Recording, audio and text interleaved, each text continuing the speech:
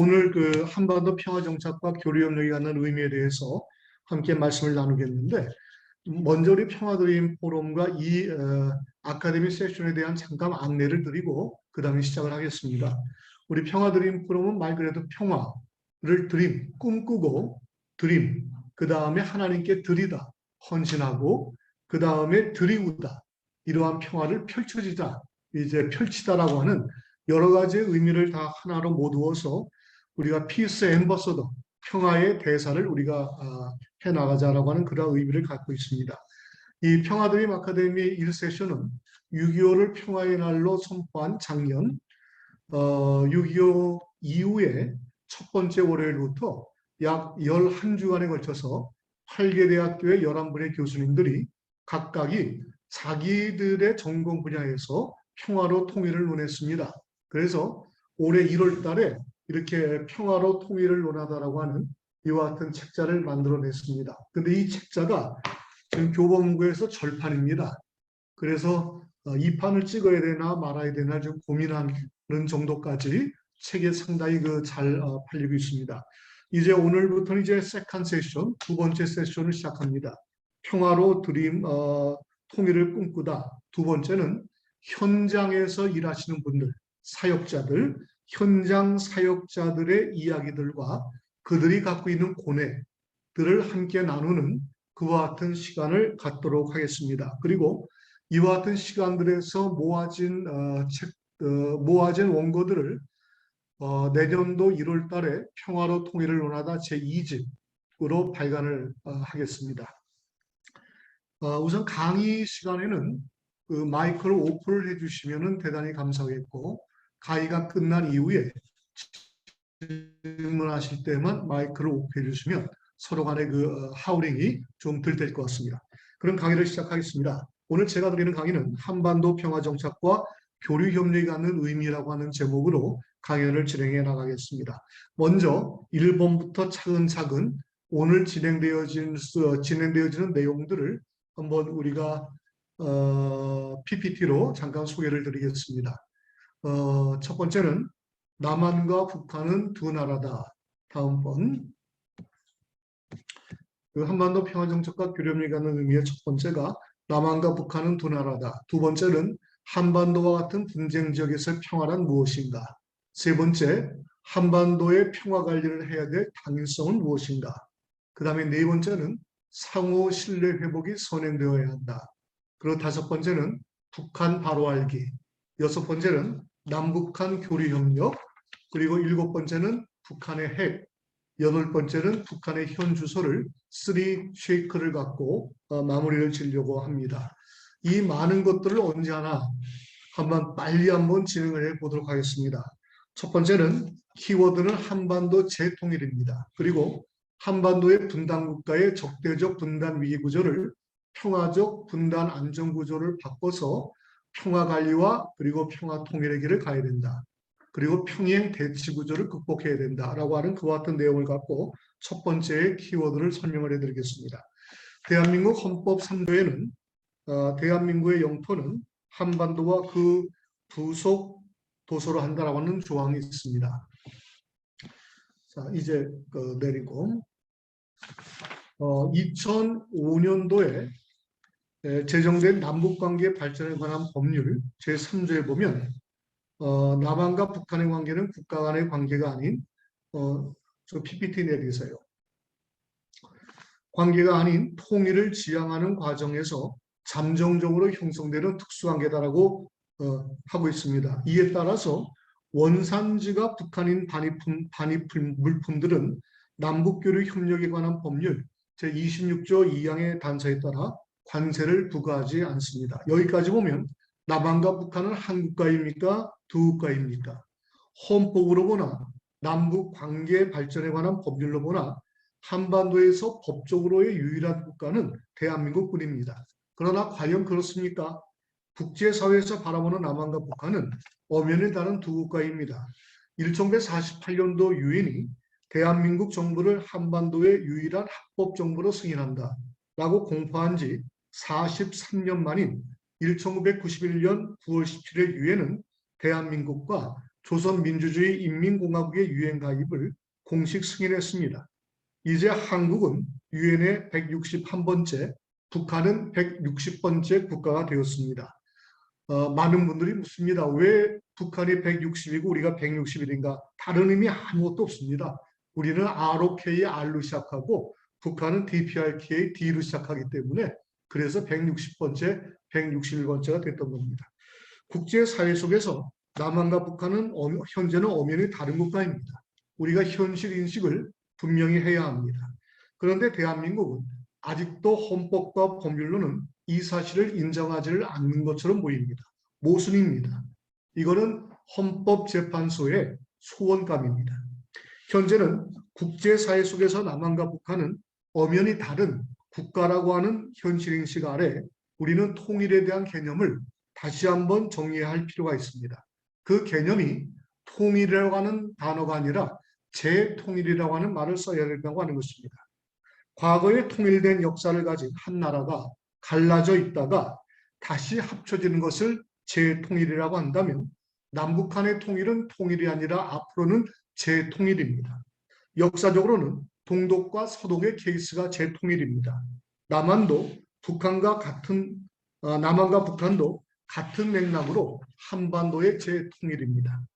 역사적으로 동독과 서독은 재통일의 역사를 이뤄냈지만 얼마나 많은 노력을 했나. 바로 평화의 길을 먼저 닦았기 때문에 가능한 일이었습니다. 우리도 한반도 재통일을 위해 많은 수고와 노력과 비용을 통해서 평화의 길을 먼저 잘 닦아 나가야 됩니다. 남한과 북한은 동독과 서독에 비해서 상호 간의 상처와 골이 훨씬 더 깊습니다. 동족 상잔의 비극인 6.25 전쟁 때문입니다. 이 말은 그만큼 더 많은 평화의 노력이 필요하다는 것입니다. 남북한은 6.25를 지나면서 오늘까지 거의 70년의 분단 구조를 적대적 분단 구조로 형성이 됐습니다. 얼마 전 윤석열 정부는 2022년 북방백사에서 북한을 다시 주적으로 표기했습니다. 북한 김정은도 지난 6월 8일부터 10일까지 진행된 제8기 제5차 전원회의 확대회의의 결론에서 대적투쟁이라고 하는 단어를 사용했습니다. 남한과 북한은 모두가 서로가 서로에게 주적이고 대적입니다. 그래서 한반도 분단 구조는 상호 적대적 분단 위기 구조다라고 하는 개념을 갖습니다. 또한 끝이 안 보이는 평행, 이렇게 똑바로 가는 평행의 대치 구조다라고 하는 것입니다. 그래서 우리는 개념의 인식을 좀 가져야 됩니다. 상호 적대적 분단과 위기 구조, 그리고 평행 대치 구조라고 하는 것이 오늘날 우리의 분단의 특징입니다. 이런 가운데 상호 평화를 연습하고 실천하는 일은 거의 불가능해 보입니다. 이것이 우리의 현실이지만 그러나 우리가 한반도 평화를 꿈꾼다면 이러한 가운데서도 한반도에서의 평화를 제안하고 실천하고 연습하는 꾸준한 노력을 해야 됩니다. 안 하면 지금까지의 70년이 앞으로 또다시 70년을 끝이 안 보이는 상호 불신과 적대적 평행 구조로 갈 수뿐이 없다고 하는 것입니다. 그러나 실천해 간다면 그래도 언젠가는 한 걸음씩이라도 서로 다가갈 수 있게 되는 계기가 주어지게 될 것입니다. 두 번째로 키워드는 이러한 가운데 우리 한반도와 같은 분쟁 지역에서의 평화가 뭐냐? 한반도와 같은 분쟁 지역에서의 평화란 무엇인가라는 것입니다. 평화는 평, 균형, 그리고 어울러짐, 즉 관계성입니다. 평화란 더불어 함께 살아가는 일, 균형과 조화입니다. 사람과 사람이 더불어 함께 살아가는 일, 사람과 자연이 더불어 함께 살아가는 일, 공동체와 민족과 국가가 더불어 함께 살아가는 길이 평화입니다. 그렇다면 한반도와 같은 분단 국가에서의 평화란 무엇인가? 그것은 남한과 북한 양방 모두 무력 통일, 흡수 통일, 평화 통일, 즉 통일을 축으로 방법을 논했습니다. 그러나 남한과 북한이 두 국가라고 하는 현실적 인식을 분명히 하면서 평화를 축으로 통일을 논하는 시대에 들어섰습니다. 우리가 남북한 통일의 문제를 다루기 전에 남북한이 함께 평화를 연습하고 실천하는 일들이 통일 이전에 우리가 마땅히 선행되어야 할 일이라고 하는 뜻입니다.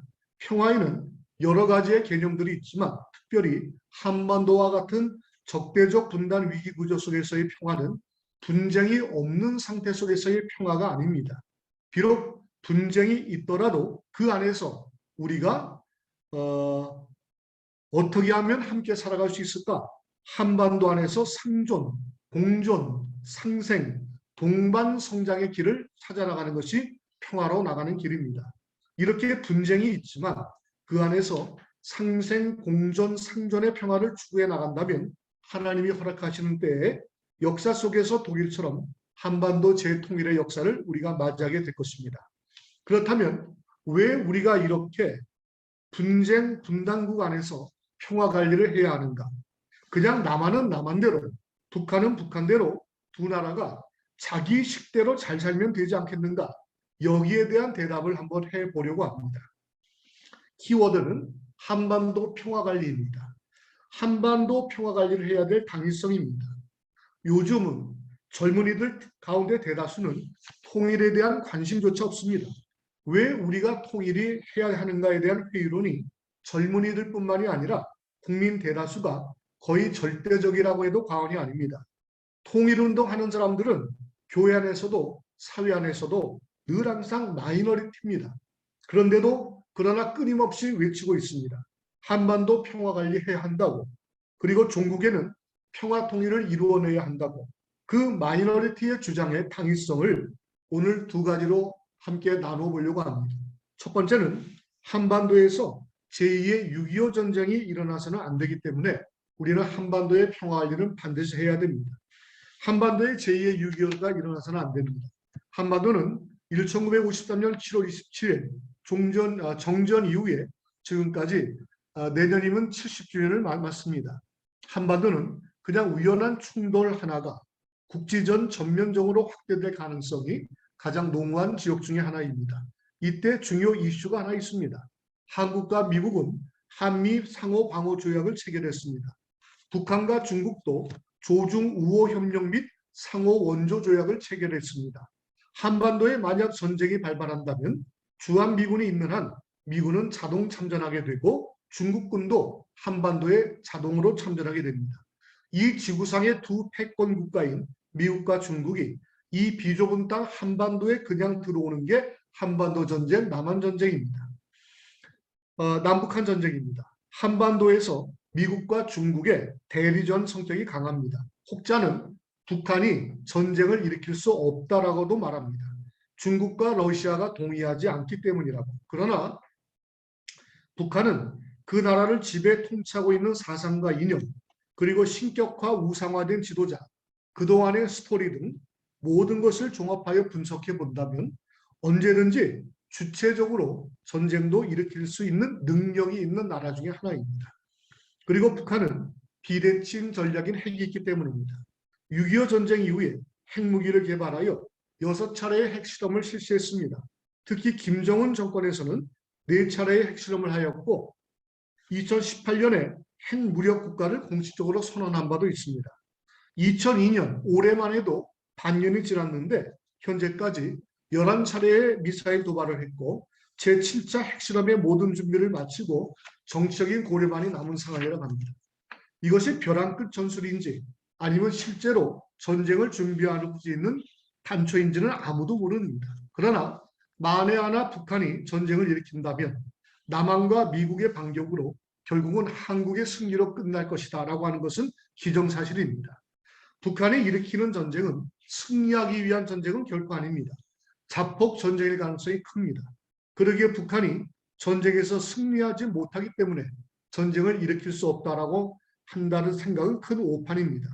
또 한반도의 전면 전쟁은 최종 승자가 누구냐에 관계없이 결국 남북한 모두 엄청난 인명과 재산 손실을 초래하고 감당하기 어려운 전쟁 비용을 부담하게 됩니다. 미국이나 중국의 영토가 초토화되는 게 아닙니다. 한반도 영토가 초토화됩니다. 전쟁은 모든 것을 파괴합니다.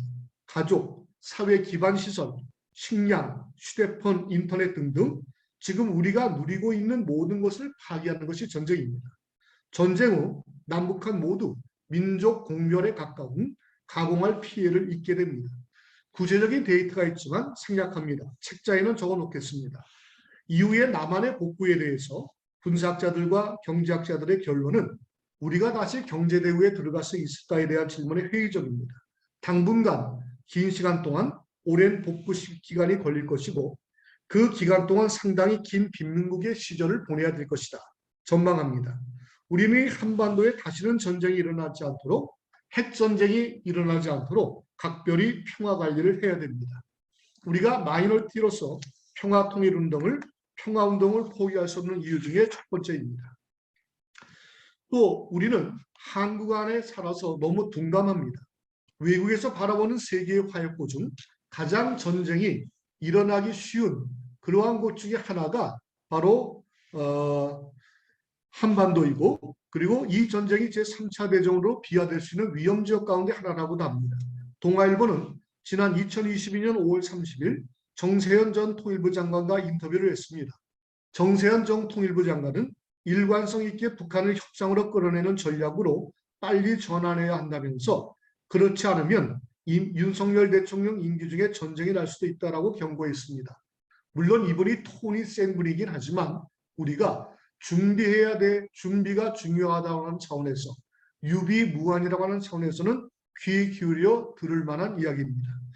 한반도 분단 평화관리에서 한반도 공멸과 파괴를 막아야 됩니다. 그렇다면 우리가 해야 될 일은 너무나도 분명합니다.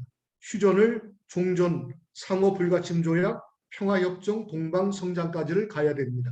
한반도 분단선 관리 구조를 상호 적대적 분단 위기 구조를 상호 평화적 분단 관리 구조로 우리가 만들어 나가야 됩니다. 혹자는 분단의 고착화를 우려합니다. 그러나 우려 안 해도 됩니다. 단계별 설정 중에 상호 적대적 분단 위기 구조를 상호 평화적 분단 관리 구조로 만들어 우선 평화 관리를 먼저 하자는 것뿐입니다. 그리고 이것을 바탕으로 한반도 재통일의 역사를 추진하는 것입니다. 통일에 아무런 관심이 없는 세대와 시대와 사회에 통일을 아무리 외쳐야 못하겠습니까?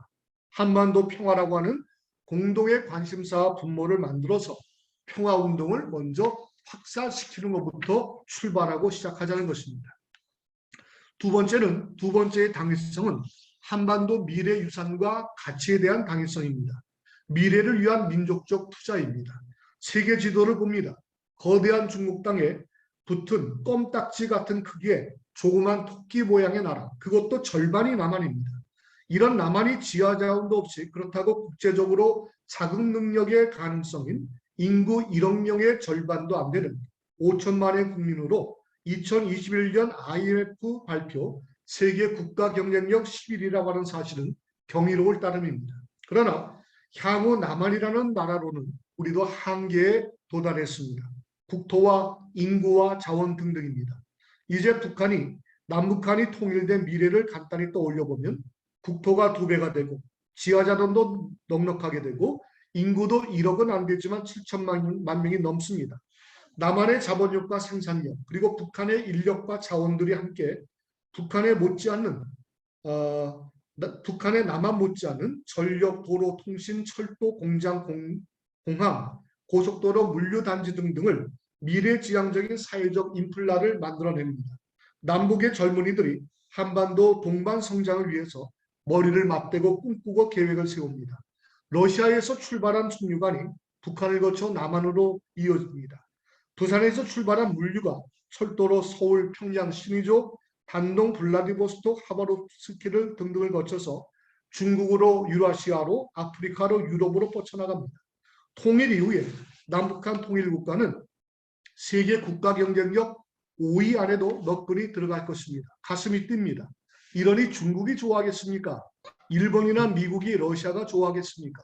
상상에 맡깁니다. 그러나 한반도 통일된 미래는 우리들이 자손들에게 물려줘야 할 미래 가치요 민족 유산인 것은 분명합니다. 적어도 우리가 한반도 평화 관리와 평화 통일을 포기할 수 없는 2가지 이유를 꼽자면 첫 번째는 한반도의 초토화를 막자 제2의 한국전쟁 발발을 억제하고 미래를 향한 민족 유산이기 때문입니다. 우리 모두가 여기에만 동의한다면 우리는 한반도의 평화 관리와 이를 통한 한반도 재통일을 추구해 나가야 한다는 당위성을 만나게 됩니다. 그러면 그 다음에는 질문 하나가 나옵니다. 그렇다면 구체적으로 무엇을 어떻게 해야 하는가입니다. 여러 다양한 의견들과 방법들이 있겠지만 가장 중요하고 핵심이 되는 첫 번째는 상호 신뢰 회복입니다. 네 번째 키워드는 상호 신뢰입니다. 그동안 한반도 평화를 위한 숱한 남북, 북미, 남북미 정상회담과 합의와 선언들이 있어 왔습니다. 1972년 7.4 남북 공동성명, 91년 12월 남북 기본합의서, 2000년 6월 12월 남북 공동선언, 2007년 10월 4일 남북 정상선언, 2018년 4월 27일 남북 판문점 선언, 2018년 9월 20일 평양선언, 2019년 2월 27일 제1, 2차 북미 정상회담, 그리고 이어서 남북미 고위급 회담, 4자 회담, 6자 회담 등등이 있습니다. 여기에 담긴 내용들을 보면 기가 찹니다. 왜? 하도 잘 돼 있어서. 한 예를 들면 1992년 2월 18일 정식으로 효력을 발생시킨 문건인 남북 기본합의서를 보면 남북한 상호 체제 인정, 상호 불가침, 남북한 교류 및 협대 등등의 큰 주제하에 우리가 현재 희망하는 내용들은 여기에 다 담겨져 있습니다. 자유왕래 접촉 실현, 이산가족 왕래 실현, 철도 도로 연결 및 항로 개설, 우편 전기통신 교류 시설의 설치, 국제 무대에서의 상호 협력, 분쟁의 평화적 해결, 무력 침략 금지 등등. 우리가 원하는 것들이 30년 전인 1991년도 남북 기본합의서에 이미 다 담겨져 있다고 합니다. 여기에 더하여 그해 12월에는 비핵화 공동선언도 있었습니다. 당장 평화의 길로 통일의 길로 시작되는 듯 핑크빛이었지만 결국 수십 년 동안 모두 다 제자리 걸음, 하나도 이행을 못하고 있습니다. 이 원인이 무엇이냐라고 하는 겁니다. 바로 상호불신, 상호불신의 고착화입니다. 정말 주목해야 됩니다. 정말 이 부분이 상호 신뢰로 바뀌지 않는다면 앞으로도 어떠한 회담이나 선언, 성명 등등을 하더라도 과거와 같이 모두 다 무용지물이 되어지고 말 것입니다. 역사적 팩트요 교훈입니다. 그렇다면 우리가 상호 불신의 고착화를 어떻게 상호 신뢰의 관계로 만들어갈 수가 있겠는가?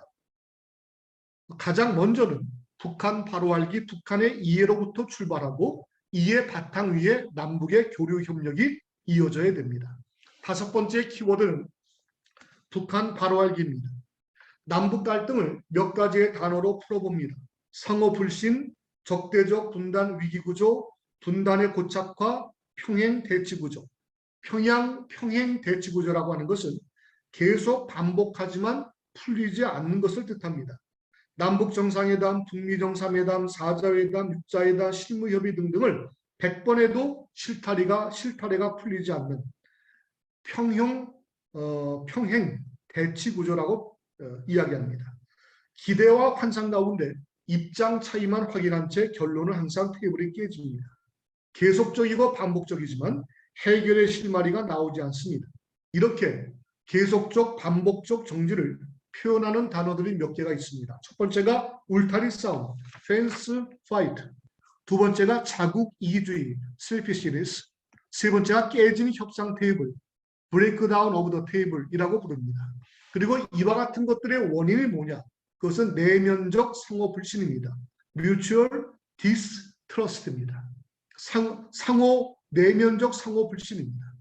이 내면적 상호 불신이 없이 남북한 평화 관리는 되지 않을 뿐 아니라 그 어떠한 것도 기대할 수가 없습니다. 항상 다람쥐 쳇바퀴 돌 뿐입니다. 그러므로 남북의 평화 관리는 내면적 상호 불신부터 풀어나가야 됩니다. 남북한은 지난 6.25 이후에 70년간 분단 기간을 거쳤습니다. 분단 기간 동안 남북한은 정상적인 교류 없이 적대적 상호 불신으로 굳어져 버렸습니다.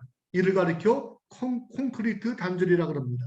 컴플리트 디스커넥션이라고 부릅니다. 그러기에 대부분 북한 문제가 나오면 특징이 있습니다.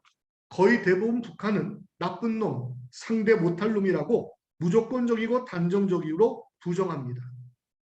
오늘 드리는 제안 하나는 이제부터 제 강의를 들으며 함께 있다 토의할 때까지 북한을 향해 무조건적이고 단정적이고 부정적인 입장을 잠시만 보류하자는 것입니다. 오히려 그 이전에 북한의 폐쇄적이고 적대적이고 우리식의 70년을 한번 들여다보고 싶은 것입니다. 북한은 어떠한 나라인가? 북한에 사는 주민들은 도대체 누구인가에 대해서 진지하게 묻고 파악해가는 노력을 먼저 하자는 겁니다. 북한의 사회, 정치, 경제, 종교, 문화는 그동안에 어떻게 얼마나 변해 있을까? 왜 저리 저렇게까지 됐을까라는 마음을 갖고 이제 어떠한 노력을 해야 민족 상호 적대적 대립과 불신에서 우리가 민족 화해와 동질성 신뢰 회복으로 나갈 수 있을까를 함께 고민해 보자는 것입니다. 또한 어떻게 해야 한반도 평화 정착과 공존 그리고 한반도 동반 성장의 길이 열릴까를 함께 예측해 보자는 것입니다. 이와 같은 내용들이 다 포함되어 있는 것이 뭐냐? 북한 바로 알기의 단계입니다. 그리고 그 다음에 판단해도 늦지 않습니다.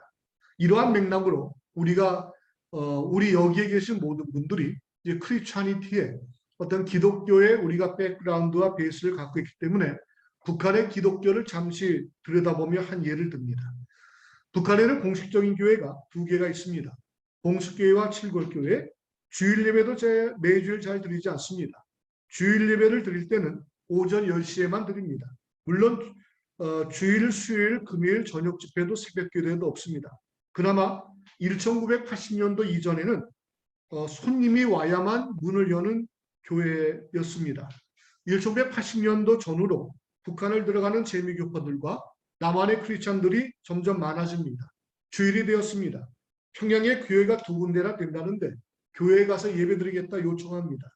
그래서 1년에 5번 문 여는 교회가 점차적으로 1년에 10번 문을 열고 20번 문 여는 교회가 되었고 이후에 1990년도 이후로는 거의 매주일 문을 여는 교회가 되었습니다.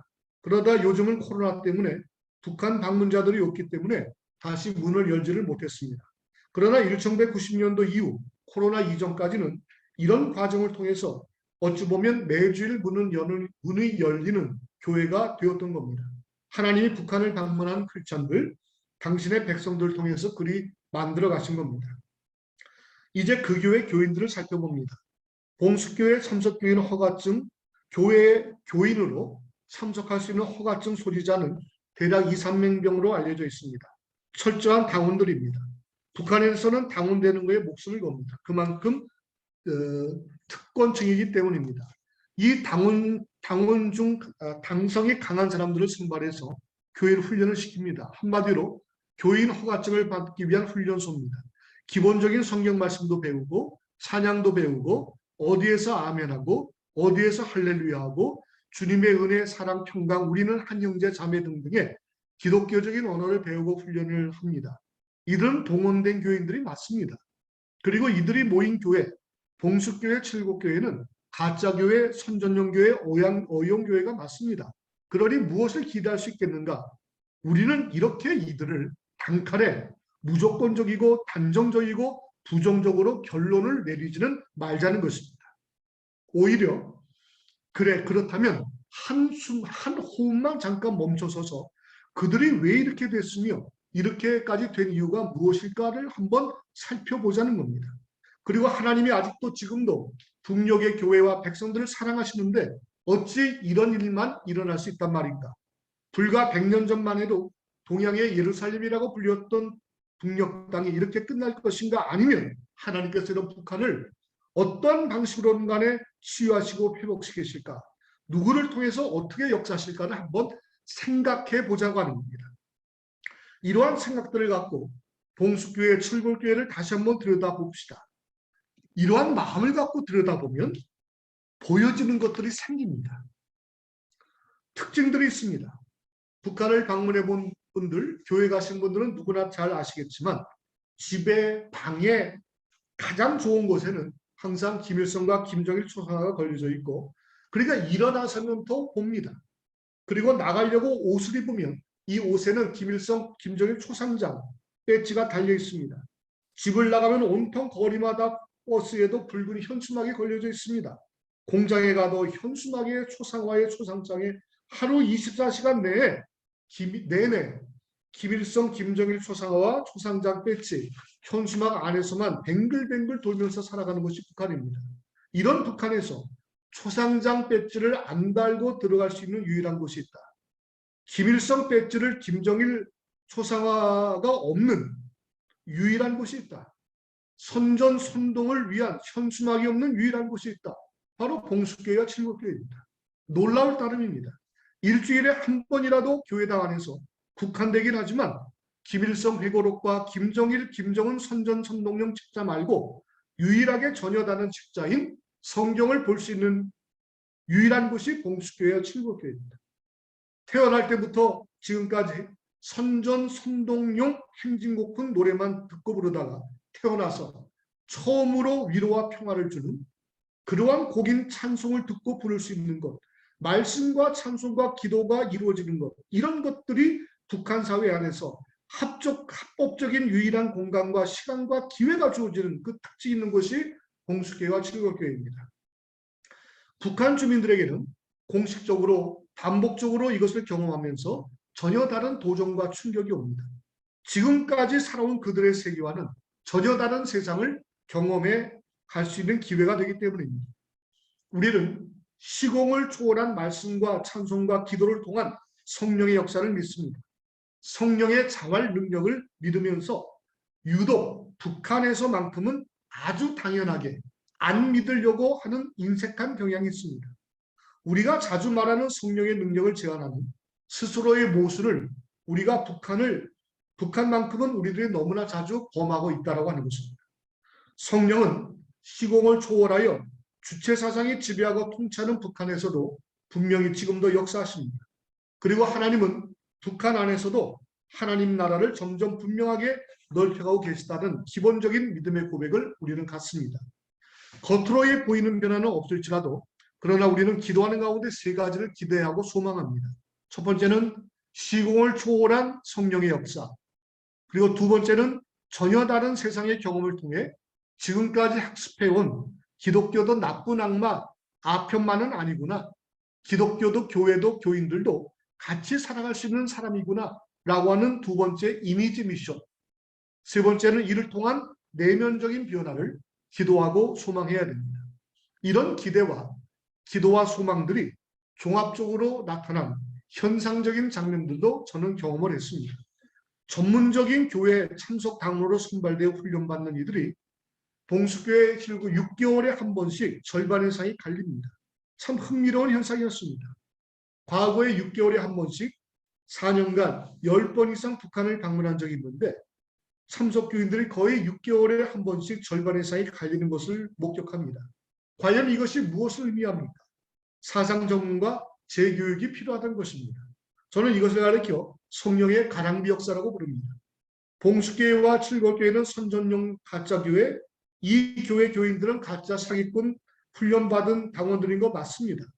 그렇다고 이들을 향해 무조건적, 단정적, 부정적으로만 결론을 내려야 하는가? 아니면 북한의 치유와 회복을 위해 북한을 바라보시는 하나님의 긍휼의 눈물에 하나님의 나라를 그렇게라도 넓혀가시려는 하나님의 역사에 시공을 초월한 성령의 역사를 믿고 이미지 미션을 계속해 나가면서 그들의 내면적인 변화를 이끌어내기 위해 우리가 하나님의 도구로 사용되어져야 하는가, 어떤 자리에 우리가 서야 할 것인가는 분명합니다. 우리의 자리는 후자입니다.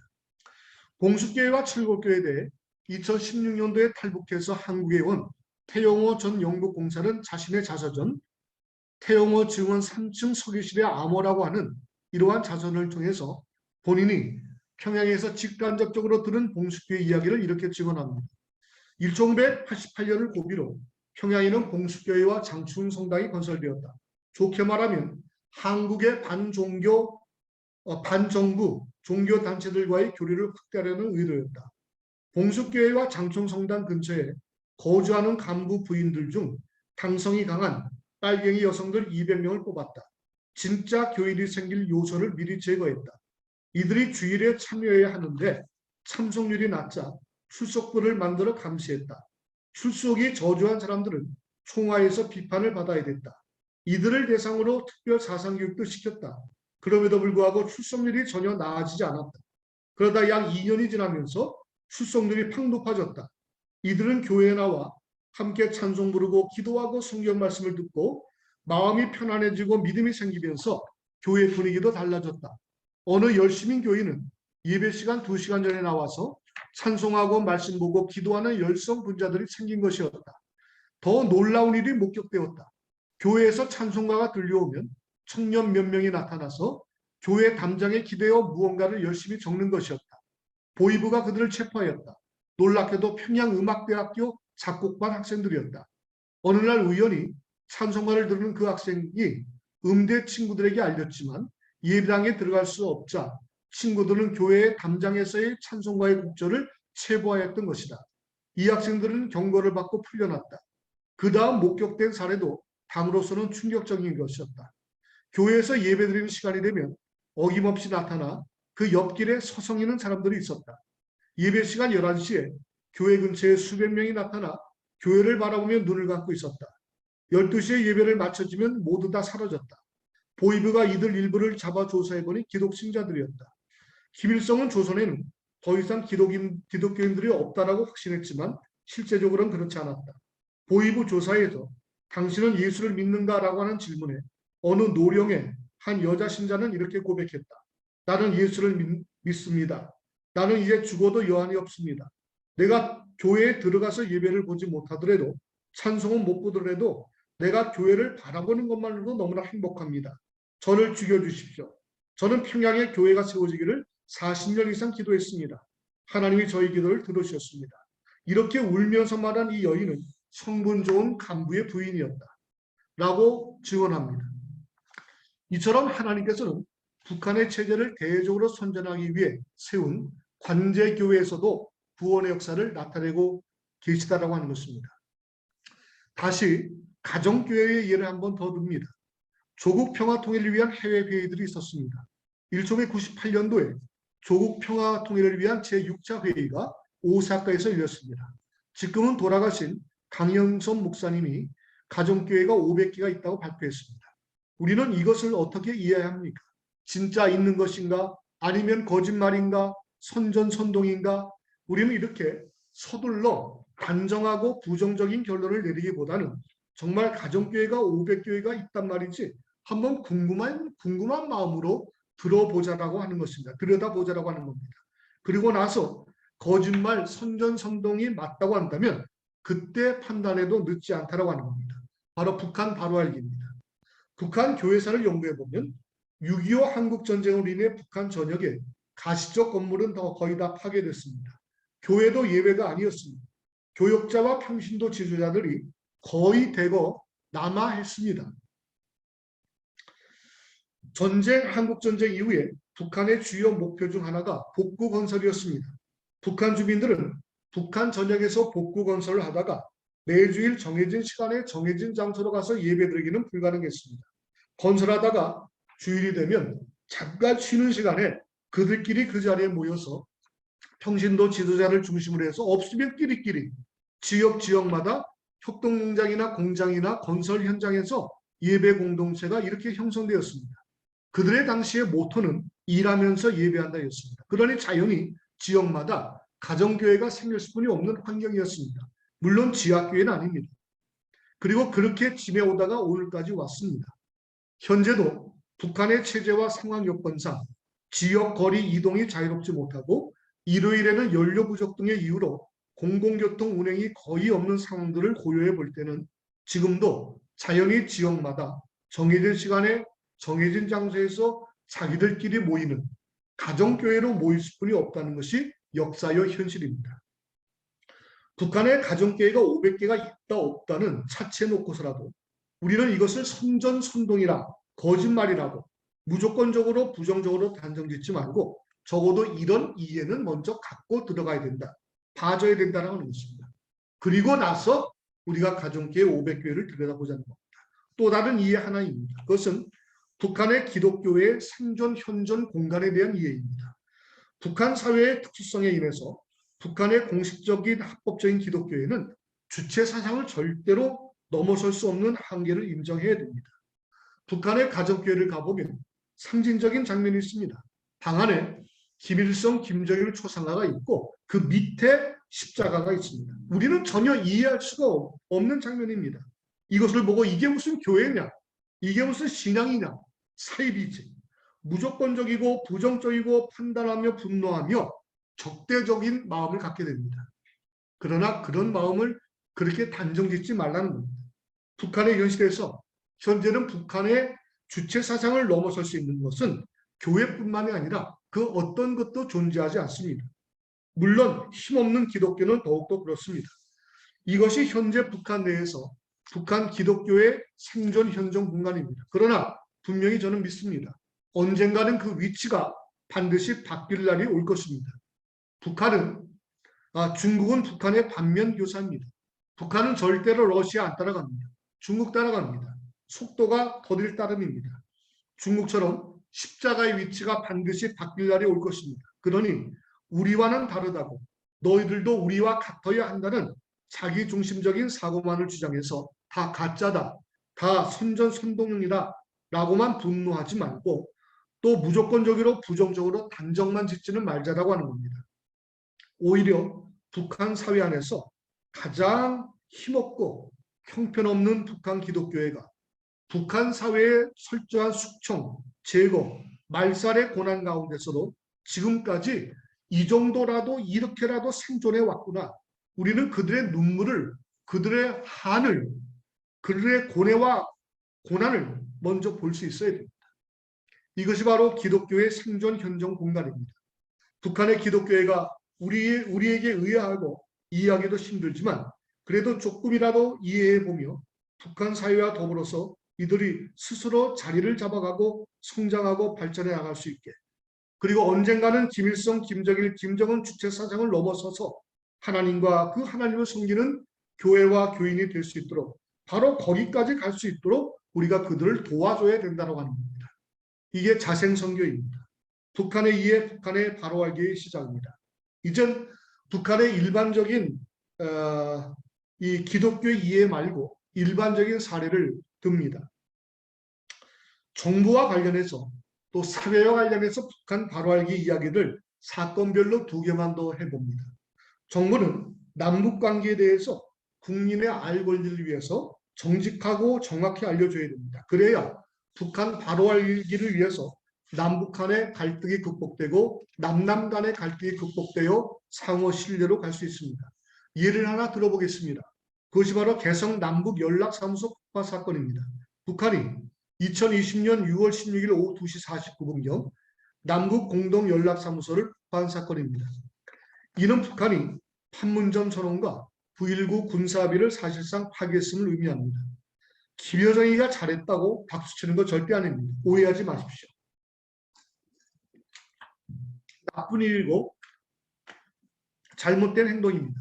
분명합니다. 그러나 우리가 이렇게 단정짓기 이전에 왜 백투혈통 김여정이가 성격이 아무리 괄괄하다고 할지라도 그렇게나 펄펄 뛰면서 밑도 끝도 없이 개성 남북 공동 연락사무소를 폭파하는 무리수를 두었는가에 대해서 정부도 그 어떤 언론도 전혀 언급하지 않습니다. 언론도 김여정이라고 하는 한 인물을 마녀 사냥하듯이 김여정이 저지른 사건만을 비난하며 집중하고 매도하는 데만 급급했습니다. 국민들 모두가 분노했습니다. 다시는 북과의 어떤 지원도 사업도 해서는 안 된다고 하는 국민의식이 팽배해졌습니다. 남북 갈등이 상호 불신이 더 심화되었습니다. 참 서글픈 현실입니다. 북한의 이해, 북한 바로 알기는 왜 밑도 끝도 없이 이러한 일이 일어났는지를 먼저 물어본 다음에 판단하자는 겁니다. 개성 연락사무소 폭파 사건 자체에만 주목하지 말고 이 사건이 일어나게 된 배경도 같이 국민들에게 공개적으로 정직하게 밝혀주는 것이 정부의 몫입니다. 그리고 그 사실을 듣고 판단하는 것은 바로 국민들의 몫입니다. 이것이 민주주의입니다. 그러나 정부는 개성 연락사무소 폭파 사건을 보더라도 국민의 알 권리를 철저하게 제한했습니다. 사건의 전말은 이렇습니다. 북한은 사회보건 취약으로 인해 기초전염병들이 시도 때도 없이 발생합니다. 영양실조로 면역력이 약해져서 독감만 걸려도 위험하고 그리고 사망까지 이르는 경우가 많습니다. 요즘은 코로나와 같은 시대는 더욱더 긴장하게 됩니다. 오랜만에 남북한이 함께 이를 지원하기로 합의한 기초의약품 타미플루를 전달하기로 했습니다. 타미플루는 처방전 없이 약국에서도 얼마든지 구입할 수 있는 기초의약품 종합감기약입니다. 남한 정부가 이 타미플루를 북한에 전달해 주기로 했습니다. 어디에서? 김여정이 폭파한 개성 남북공동연락사무소 그 인근에서. 김여정은 오랜만에 남북한 민족에 입각한 인도적 지원이라고 여겨서 한껏 뽐내고 분배 계획까지 다 세웠을 것입니다. 그런데 갑자기 한국 정부가 유엔 대북 제재를 뚫고 나가지 못해 결국은 못 보낸다라고 통보했습니다. 트럭이든 비행기든 선박이든 모두가 다 철로된 운송 수단들이었기 때문에 안 되는 겁니다. 이에 뜻이든 민간단체가 나섰습니다. 그래, 그렇다면 우리 단체에서 자전거 10,000대 사준다. 10,000대 주문해서 주겠다. 어린아이부터 노인에 이르기까지 자전거에 타미플리를 싣고 개성까지 갔다 오자. 그리고 이왕 가는 김에 자전거에 식량과 생필품 등등도 싣고 가자. 그리고 간 김에 자전거 10,000대도 아예 주고 오자. 얼마나 멋있는 한반도 한민족 평화통일의 모습이 장면에 나오겠습니까? 그러나 자전거도 철로 만들어졌기 때문에 유엔 대북제재 대상이라고 거절하겠습니다. 자전거가 철이라고 안 된다고 오기가 생깁니다. 그래, 그러면 우리들은 터미네이터가 아니니까 사람이 지게로 지고 보따리고 한번 가보자. 그런데 이것도 판문점을 통과해야 되기 때문에 유엔사가 안전을 담보할 수 없다는 이유를 내서서 허락을 안 합니다. 결국에는 남북한 실무진들이 만나 합의한 일반 기초의약품인 타미플루 제공은 무의로 끝났습니다. 여기에서 열받은 김여정이가 앞으로 남북한 교류협력은 없을 것이라고 하는 강경 메시지와 더불어서 개성 남북한 연락사무소를 폭파시킨 것입니다. 이 사건이 바로 남한과 북한의 루비콘 트라우마가 됐습니다. 획을 너무나 확실하게 긋게 만든 주요한 사건이 되었습니다. 그렇지 않아도 베트남 하노이 북미 정상회담 결렬 시 남한의 역할론의 문제를 제기하여 회의적이었던 북한이 이제 문재인 정부의 인도적 지원은 역겹다고까지 하면서 모든 교류협력의 문을 문재인 정부 임기 끝까지 걸어 잠궜습니다. 물론 코로나로 인한 봉쇄였지만 그 내부에서는 이런 사연들이 강하게 자리 잡고 있었다고 하는 겁니다.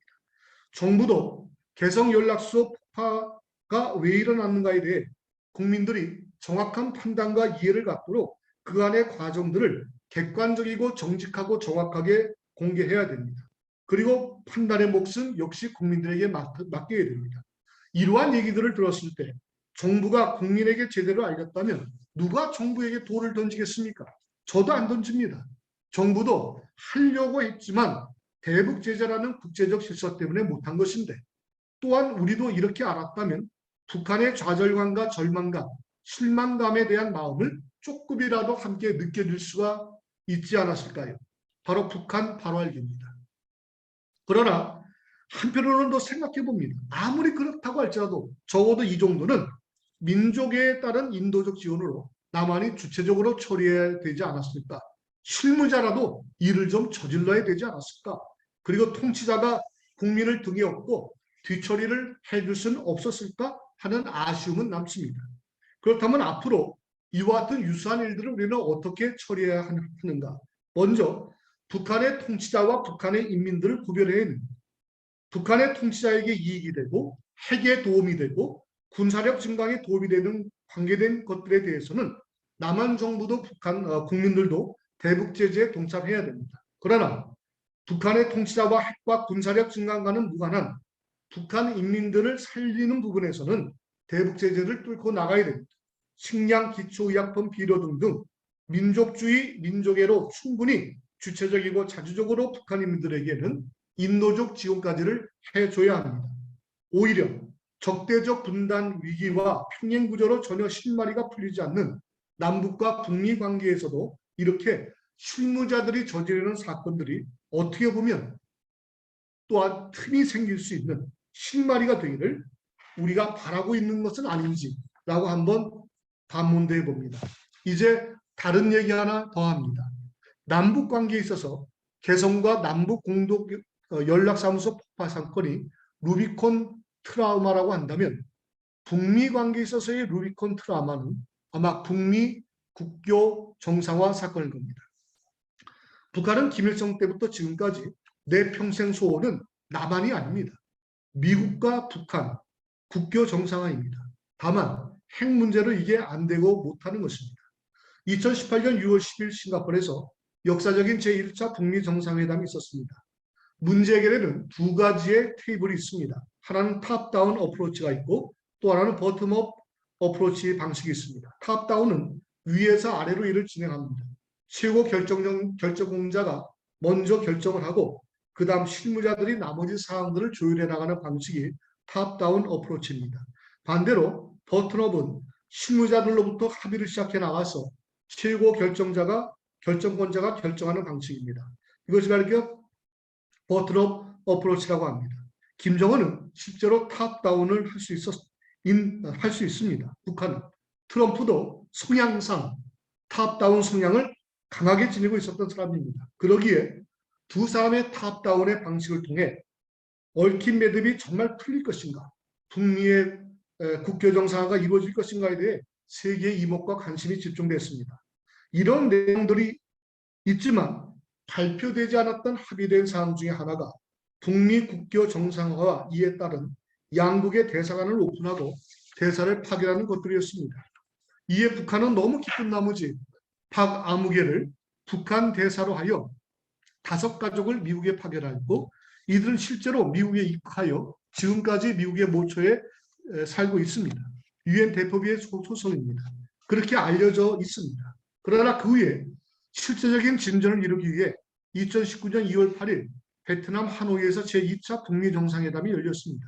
많은 이들이 국교 정상화에 좀 더 진전된 합의와 실제적인 실천 진행들을 기대했지만 그 가운데 가장 기대한 나라는 북한이었을 것입니다. 그러나 결국 회담 결렬이 되었고 실제적인 진행을 기대했지만 아무것도 되어지지 않았습니다. 여러 이유들이 보도되었지만 여기서는 워낙 길어서 생략합니다. 복잡해서 이 부분에 관심이 있는 분들은 인터넷 자료들로 충분할 것이고 또 제가 앞으로 나눈 책자 안에 있는 제 원고에는 다 기술해 놓을 겁니다. 결국 많은 이들이 기대한, 특별히 북한이 그렇게 오매불망하고 매달린 남한과 그리고 미국과의 국교 정상화도 깨지고 남북한이 하나가 되는 한반도 평화를 향한 꿈도 깨졌습니다. 여기에서 주목할 것은 트럼프와 김정은이 합의한 북미 국교 정상화와 양국 대사관 오픈이 결국 불발로 끝났다고 하는 사실입니다. 북한의 입장에서는 탑다운의 통치 구조상 미국을 도저히 이해할 수 없었고 더 이상 미국을 믿어서는 안 될 불신의 대상으로 보게 된 결정적인 계기가 되었습니다. 북한은 이 일을 위해 미국과의 관계에서 다시는 건널 수 없는 북미 관계가 루비콘 트라우마가 되었던 겁니다. 이후 북한은 남한과는 타미플루 트라우마와 북한과는 북미 수교 트라우마로 남한과 미국과의 관계 개선이 불가능하다고 판단하고 핵 자체의 무장을 더욱더 강화해서 나라를 지킬 수뿐이 없다는 결론을 갖게 됐을 겁니다. 참 불행한 일입니다. 더 가슴 아픈 것은 이러한 내용들을 알고 있는 국민들이 많이 없다라고 하는 겁니다. 한반도 평화통일운동이 과거에는 특정 계층의 전유물이었던 시대가 있었습니다. 아니, 아예 없었을지도 모릅니다. 오히려 특정 계층들이 그렇게 만들어 나갔을지도 모릅니다. 그러나 이제 한반도 평화운동은 특정 계층의 전유물이 아니라 엄연히 민족적, 대중적 과제가 되었습니다. 만약에 남북한 국민들이 이런 타미플루 트라우마나 국교 정상화 트라우마를 알았다라고 한다면 남북 관계에 있어서 보다 나은 진전된 국민적 합의가 형성되었을 것입니다. 커먼 그라운드입니다. 커먼 컨센서스입니다. 북한 바로 알기입니다. 그러므로 남북 관계에 대한 사건들은 북한 국민들의 알 권리를 위해서 국민들이 정확한 판단과 이해를 가질 수 있도록 그간의 과정들을 국민들에게 객관적으로 정확하게 공개해야 됩니다. 정부의 몫입니다. 그리고 판단의 몫은 역시 국민들에게 맡겨야 됩니다. 이를 바탕으로 한다면 민족 통합적 측면에서 남북 관계 개선은 상호 간에 더 높은 기대치를 갖고 진행하게 되어질 것입니다. 그리고 남북 간의 불신이 상호 신뢰로 바뀔 수 있는 작은 길이 생기게 되는 계기도 될 것입니다. 그리고 남북 갈등뿐만이 아니라 남남 갈등도 조금씩 극복해 나갈 수 있는 길도 열리게 되어질 것입니다. 그래서 우리는 이와 같은 한반도의 적대적 분단 위기 구조를 한반도 평화 관리 구조로 만들어가기 위해서 첫 번째는 상호 신뢰 회복이 선행돼야 되고 두 번째는 북한 바로 알기를 바탕으로 해서 남북의 교류 협력이 이루어져야 됩니다. 시간이 많이 지나갔는데 이 남북의 교류 협력만까지만 설명을 하고 질의응답 시간을 잠깐 갖겠습니다. 가장 먼저 우리가 한반도 공동체 구상을 생각해 봐야 됩니다. 한 예를 든다면 요즘에 남한의 공항을 가덕도 공항이 이슈입니다. 남한의 공항을 하나 지어도 이제는 남한만의 입지 조건이 아니라 남북한 통일 전후 시대에 한반도 전체를 놓고 중국과 러시아와 유럽 둥지로 뻗쳐나갈 수 있는 허브가 될 수 있는 공항의 위치가 가덕도 공항이 좋은가라고 하는 것을 한 번쯤은 물어보자는 것입니다. 통일 전후의 시점과 한반도 전체를 생각하면서 공항 입지 규모 시설들을 생각해 보는 것. 이것이 바로 한반도 공동체 구상입니다. 전 한반도를 남한뿐만이 아니라 전 한반도를 지역별로 단위별로 경제, 사회, 문화 공동체를 형성하는 차원으로 발전 전략을 강구해야 한다는 것입니다. 이와 같은 한반도 공동체 구상은 남북한의 상호 불신을 상호 신뢰로 적대적 분단 위기 구조를 평화적 분단 안정 구조로 바꿔서 평화로 통일로 가는 길을 바로잡아 나갈 수 있는 기회가 될 것입니다. 이와 같은 길을 걷기 위해서 남북한의 교류 협력이라는 과정은 필연적으로 거칠 수뿐이 없는 일입니다. 여기서 중요한 것은 남북한의 교류 협력은 냉전 체제의 종과 더불어 나타난 세계주의, 글로벌리즘에 기반을 둬야 된다는 겁니다.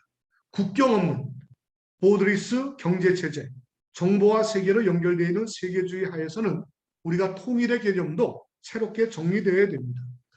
통일이 국가 간의 하나됨, 지역적인 하나됨보다도 국경이 없는 국가와 지역을 넘어선 주민 간의 하나됨 혹은 민족 간의 하나됨이 더욱더 강조돼야 된다고 하는 것입니다.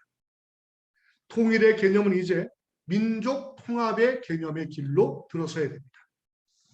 그러므로 남북 간의 교류 협력은 한반도의 지역적 통일보다는 민족 통합적인 범주에서 우리가 주민 간의 하나됨, 남북 주민 간의 하나됨이라고 하는 민족 통합이라고 하는 범주에서 그 개념을 정리할 필요가 있는 것입니다. 첫 번째는 기능주의적 이해입니다. 먼저 비정치적 탈이데올로기적인 분야에서 남북한의 접촉과 교류 및 협동체제를 구현하는 점진적 단계적 개념입니다. 권력과 복지를 분리하자. 그리고 복지부터 하자. 교류 협력을. 군사 방위 과제와 경제 풍요 과제를 분리하자. 군사 제쳐놓고 경제 풍요 과제부터 교류 협력하자. 정치적인 것과 기술적인 것을 구분해서 정치적인 것 말고 기술적인 것부터 먼저 교류 협력하자. 바로 이것이 남북 교류 협력에 있어서 기능주의적 이해입니다. 한 예를 들고 싶은데 시간이 많이 지나갔으니까 그냥 지나가겠습니다.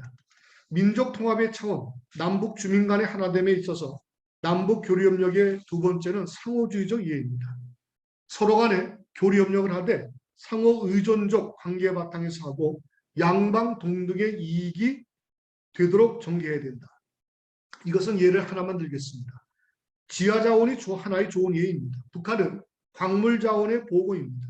한국광물자원공사는 북한에 매장된 주요 광물자원의 잠재 가치를 3조 9천억 달러, 약 4,170조 원으로 추정합니다. 남한에 잔존하는 지하 광물자원의 15배에 달합니다. 미국의 온라인 경제 전문 매체인 퀴츠는 북한은 손도 대지 않은 광물이 약 7조 달러, 7,500조 원에 달한다고 분석하기도 합니다. 북한 지역에는 이와 같은 많은 희귀 광석물을 필요해서 많은 광물들이 있고 세계 10위권으로 추정됩니다. 이와는 반대로 남한은 세계 5위 광물자원 수입국입니다. 남한은 광물 자급률이 극히 낮아서 전체 광물 수입 의존도가 88.4%에 이릅니다.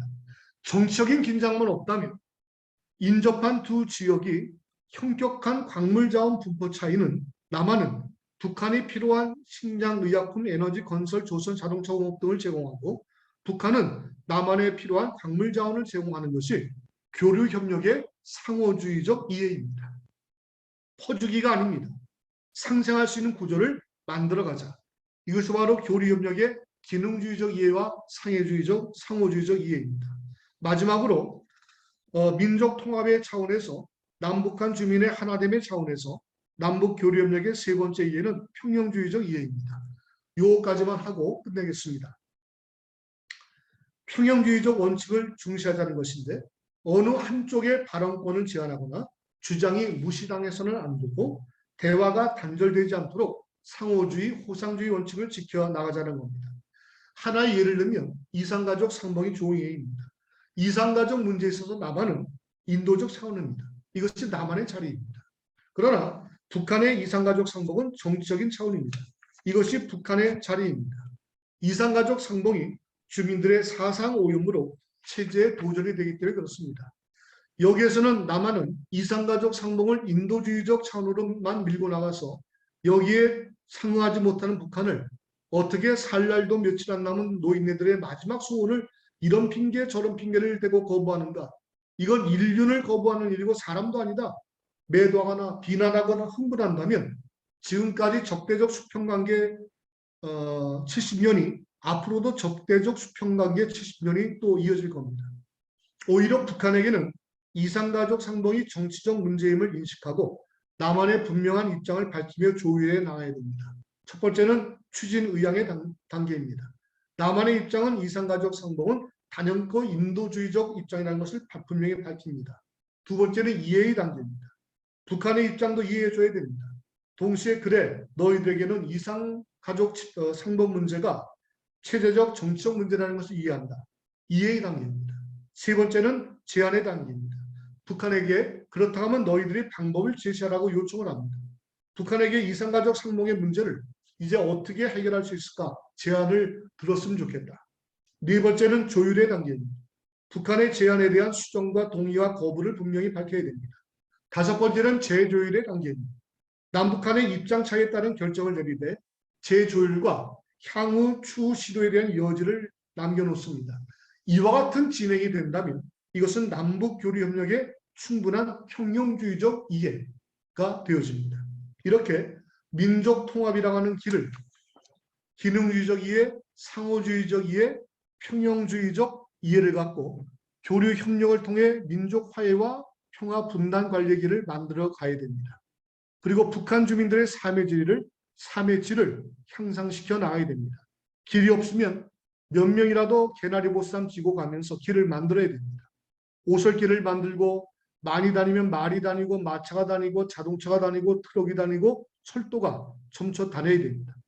남북 교류협력은 절대로 한 큐에 해결이 안 됩니다.